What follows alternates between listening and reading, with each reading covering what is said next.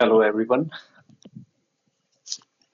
आज हम लोग क्लास 10th के पहले चैप्टर पहला चैप्टर जो कि है आपका रियल नंबर्स, उसके बारे में बात करेंगे। आज कुछ पढ़ाई नहीं होगी, बस आपको मैं बताऊंगा कि आपको इस चैप्टर को शुरू करने से पहले किन किन बातों का ध्यान रखना होगा।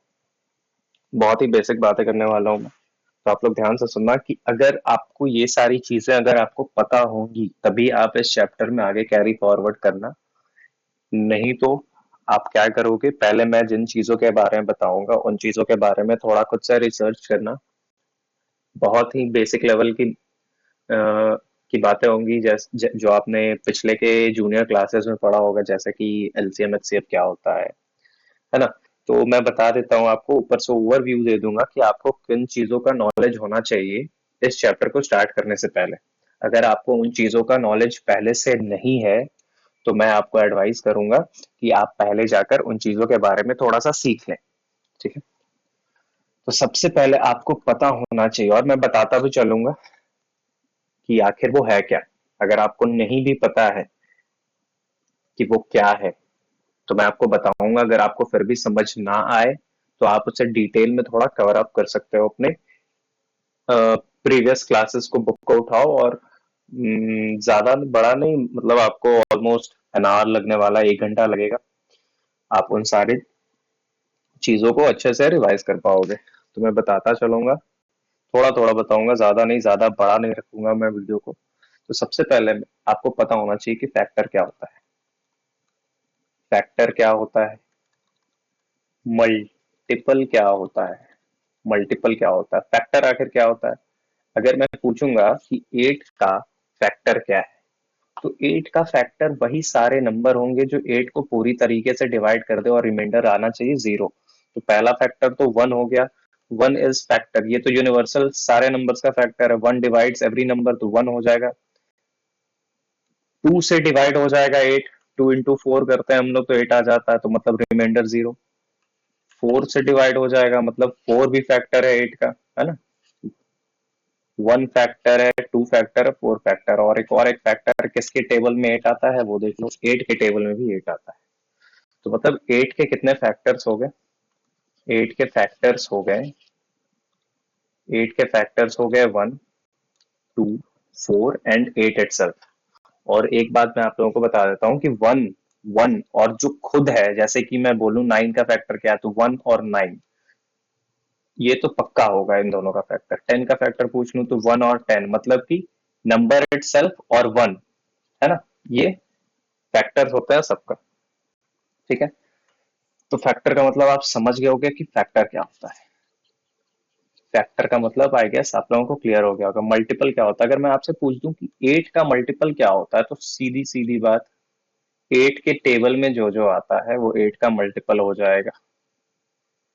24, 32, 40, ये सारे नंबर से 8 के टेबल में आते हैं।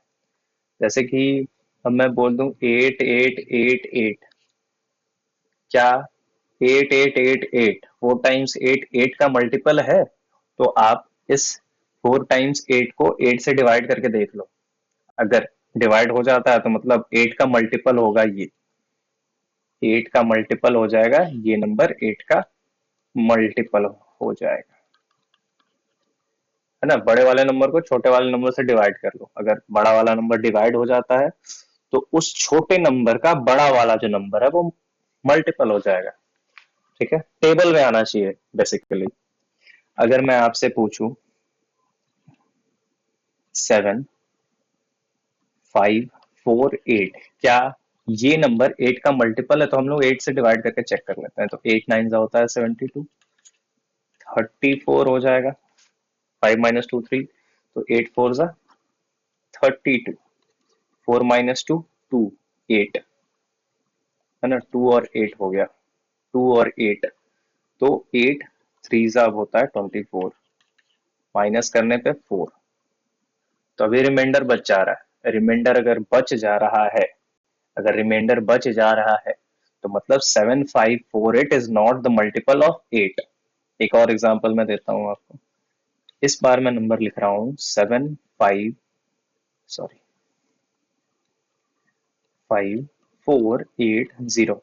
75480। इस बार मैं पूछ रहा हूँ कि क्या ये नंबर 75480 8 का मल्टीपल है? तो क्या करेंगे हम लोग, 8 से डिवाइड कर लेते हैं इस नंबर को। तो 8 9 जा 72, 5 माइनस 2 34, तो 8 4 जा 32, फिर ये 28, फिर 3 टाइम्स 24, फिर 40, 5 जा 40, तो ये कट जाएगा।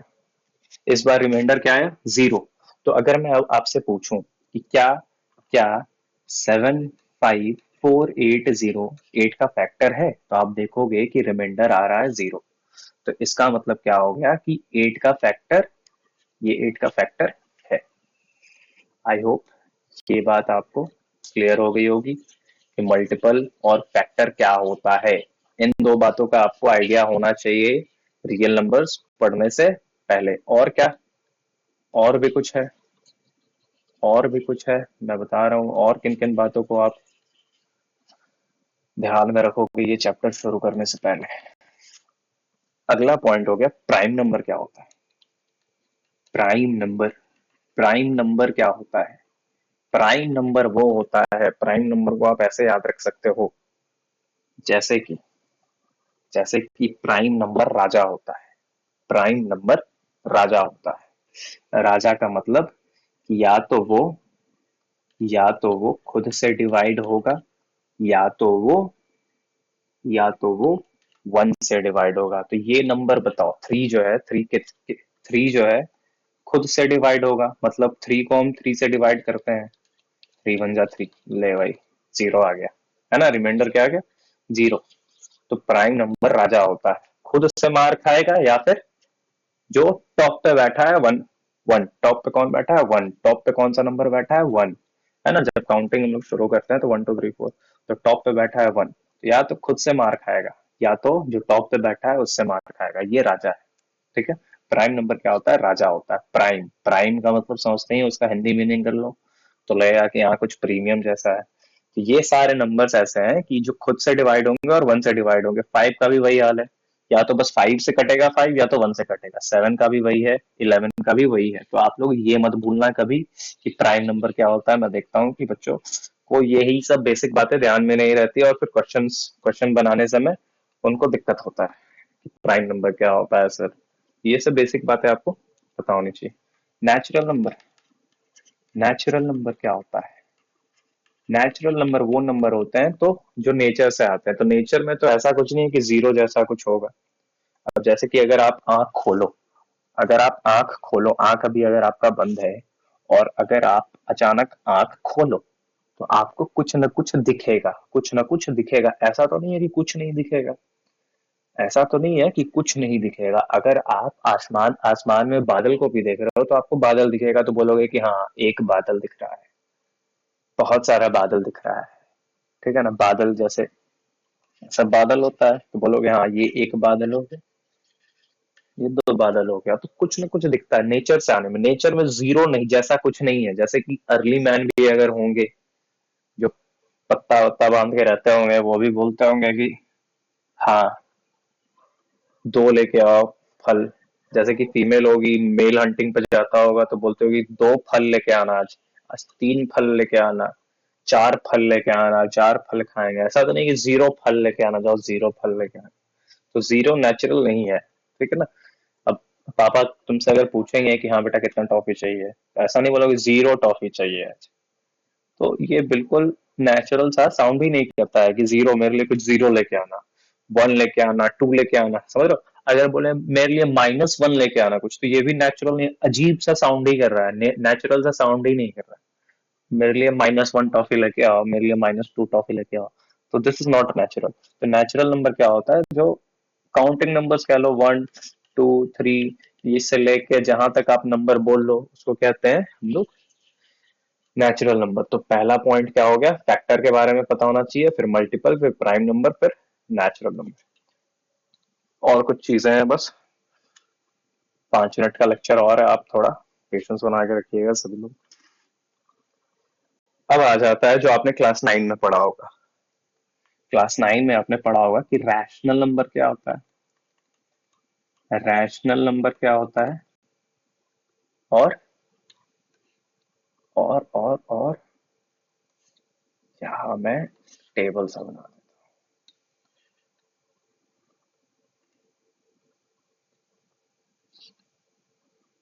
रैशनल नंबर एंड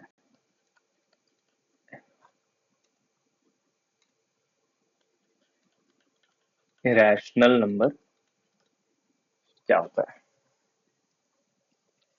तो हम लोग रैशनल नंबर्स को, इसका डेफिनेशन क्या है कि किसी भी नंबर को अगर हम लोग ए बाय बी के फॉर्म में लिख देते हैं, है ना, उसे हम रैशनल नंबर कहते हैं। और रैशनल नंबर कितने तरह के होते हैं। एक तो टर्मिनेटिंग था, टर्मिनेटिंग जिसका एंड हो जाए, जो टर्मिनेट हो जाए, जो खत्म हो जाए। और एक था नॉन टर्मिनेटिंग, नॉन टर्मिनेटिंग,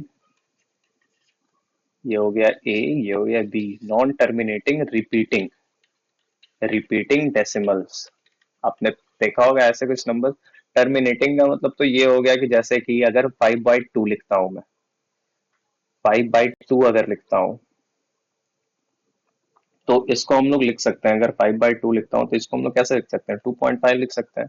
जैसे कि 5 को 2 से डिवाइड कर लो, तो 4 1, फिर 0 यहाँ पे लगता है तो यहाँ पॉइंट, तो 2 5 जा 10, रिमाइंडर क्या आ गया 0। यहाँ पे 2.5 पे आके टर्मिनेट हो चुका है ये बिल्कुल नंबर, है ना। इसका एक रिजल्ट आ गया 2.5। अब 2.5 से आगे नहीं बढ़ेगा ये, ठीक है। ये हो गया टर्मिनेटिंग। तो इस नंबर को हम ए बाय बी के फॉर्म में लिख सकते हैं, बिल्कुल लिखा ही हुआ है 5/2, 5/2 लिखा ही हुआ है। और एक नंबर था हमारा non terminating, non terminating but repeating. जैसे कि 10/3 अगर है, 10/3 है, तो ये कैसा नंबर है, यह है आपका नॉन टर्मिनेटिंग रिपीटिंग। इसको कैसे हम लोग लिखते हैं, 3.3333333 ऐसे लिखते हैं, है ना, ऐसे लिखते हैं।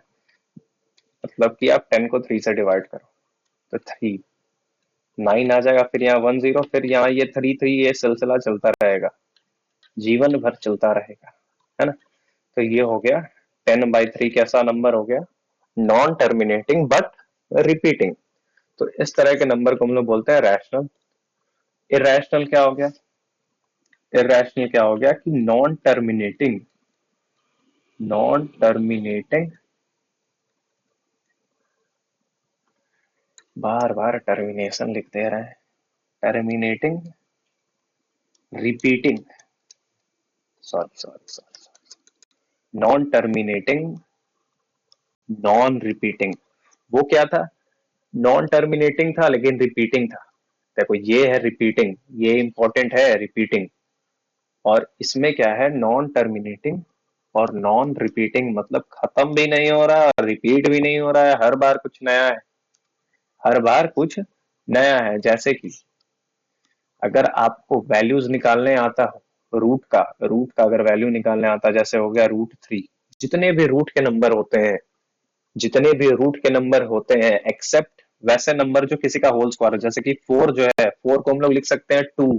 तो ये आपका नॉन टर्मिनेटिंग मतलब इरेशनल नहीं होगा, इरेशनल नहीं होगा क्योंकि ये 2 लिख दिए हम लोग। अब इस √3 को हम लोग रूट से अगर बाहर निकालते हैं, रूट से बाहर निकालते हैं, तो रूट का निकालने का एक तरीका आपने पढ़ा होगा कि हम लोग रूट को का वैल्यू कैसे निकालते हैं। तो ये 0 0 पेयर में हमेशा एग्जिस्ट करता है इधर। तो एक ऐसा नंबर लो जो जिसका स्क्वायर करने पे 3 से कम हो, है ना, 3 से कम हो। बट अगर 3 हो गया तब तो बहुत बढ़िया है, लेकिन अगर 3 से कम है तो वैसा नंबर कौन सा हो गया, 1। तो यहाँ 1 लिखते हैं और नीचे भी यहाँ 1 लिख के यहाँ प्लस करते हैं, और 1 1 जा 1, तो यहाँ माइनस करते हैं तो 2 हो गया। ये 1 + 1 2 हो गया। अब ये दो 0 0 नीचे आ जाएगा।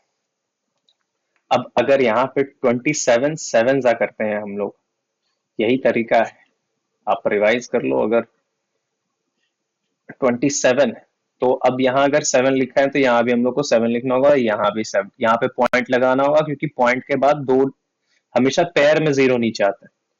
यहाँ भी 7 लिखना होगा, ये हो जाएगा हमारा 37 + 7 33, 33 होगा नहीं 34, और ये हो जाएगा 189, 189, 7 2 जा 14, सॉरी 7 7 जा 49 और 7 2 जा 14 + 4, हाँ, और ये आपका आ जाएगा 11 1100, फिर से ये 0, फिर यहाँ पे कुछ लोगे तो मतलब ये यहाँ पे हमेशा जो रिजल्ट है आप कैलकुलेटर में देख लो कि √3 का वैल्यू क्या आता है, ये हमेशा कुछ ना कुछ अलग अलग आते रहेगा, कुछ ना कुछ अलग अलग आते रहेगा। जैसे कि मैं आपको बता दे रहा हूँ थोड़ा सा वैल्यू की क्या आने वाला है, ताकि आपको बेहतर से समझ में आ पाए। √3 का वैल्यू अगर आप कैलकुलेटर में देखोगे तो आएगा 1.732050, ऐसे करते करते देखो कोई भी नंबर रिपीट हो रहा, पैटर्न सा कुछ नहीं बन पा रहा, पैटर्न सा कुछ नहीं बन पा रहा, रिपीटिंग नहीं है, तो ये किस तरह का नंबर हो गया, जितने भी रूट वाले नंबर होते हैं वो सारे के सारे क्या होते हैं, इरेशनल होते हैं, इरेशनल होते हैं। जैसे कि √3 हो गया, √2 भी हो गया, √4 नहीं होगा क्योंकि √4 को हम 2 लिख सकते हैं, रूट हटाएंगे 4 के ऊपर से तो 2 आ जाएगा। चलो अब √5 हो जाएगा, √6 हो जाएगा, √7 हो जाएगा, √8 हो जाएगा, क्योंकि √8 को हम लोग लिखते हैं 2√2। क्या √9 होगा, क्या √9 होगा, तो √9 नहीं होगा, इरेशनल, क्योंकि हम इसको 3 लिख सकते हैं। तो आपको समझ में आ गया होगा कि रैशनल और इरेशनल क्या होता है। अब कुछ पॉइंट, एक दो पॉइंट और है, वो मैं अब जल्दी जल्दी बता के आप लोग को वाइंड अप कर देता हूँ। एक तो सम, द सम एंड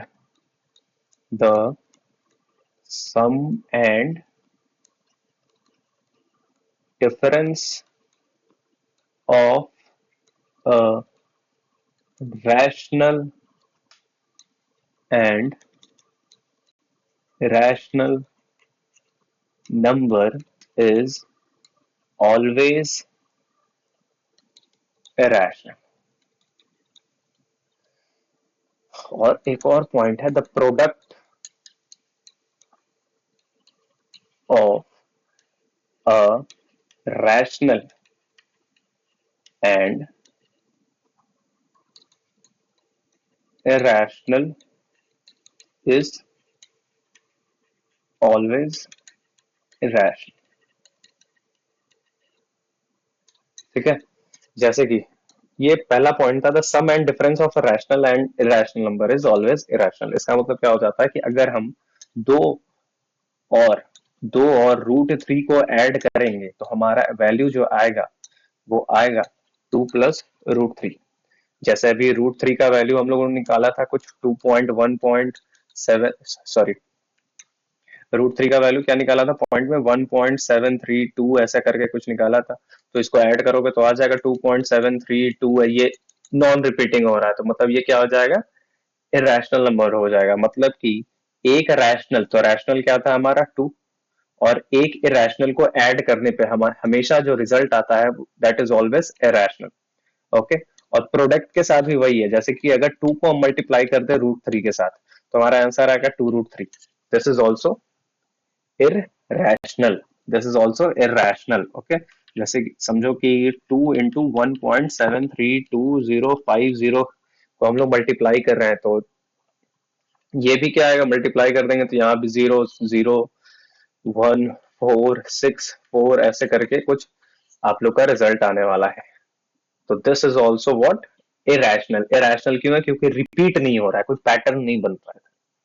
समझ में आया? तो आई होप कि सारी बातें आपको क्लियर हो गई होंगी कि क्या क्या आप लोगों को दिमाग में रखना है इस चैप्टर को शुरू करने से पहले, और बाकी का आगे का जो बात है हम लोग आगे के लेक्चर में कवर करने वाले हैं। Thank you for staying with me. I hope कि आपको ये वीडियो अच्छा लगा होगा। Please make sure you subscribe to this video and share this with your friends. Thank you again.